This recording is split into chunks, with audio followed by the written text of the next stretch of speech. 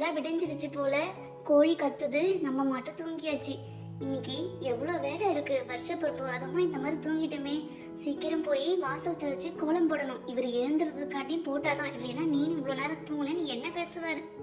இன்னைக்கு தமிழ் வருஷப்பிறப்புல நம்ம சாதா கோலம் போடக்கூடாது, நல்லா பெரிய ரங்கோலி கோலமா போடணும். அப்பதான் பப்புவும் சுப்பு எழுந்து வந்து பார்த்ததும் அம்மா சூப்பரா போட்டிருக்காங்கன்னு சொல்லுவாங்க.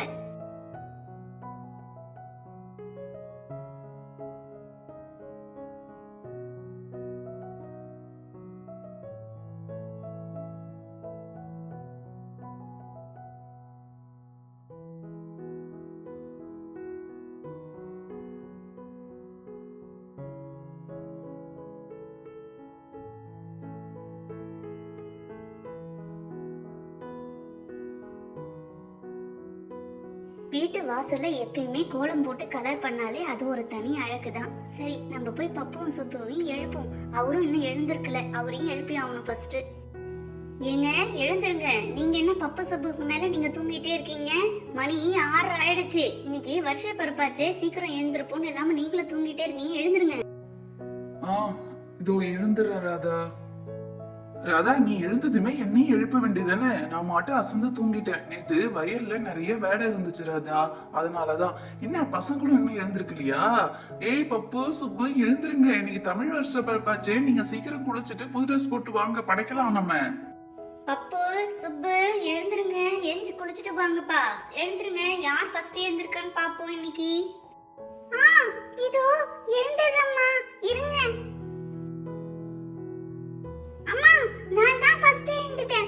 அம்மா குட் மார்னிங். அப்பா குட் மார்னிங். உங்க ரெண்டு பேருக்கும் தமிழ் ஹாப்பி நியூ இயர்ப்பா. சுப்பு எழுந்துரு, இன்னைக்கு நீ வேறாச்சே, நீ மட்டும் தூங்குற. நான் போய் அப்ப ஃபர்ஸ்ட் குளிச்சிட்டு வந்துடுறேன். நான் போறேன். இருடா, நானும் எழுந்துட்டேன், நானும் வரேன்.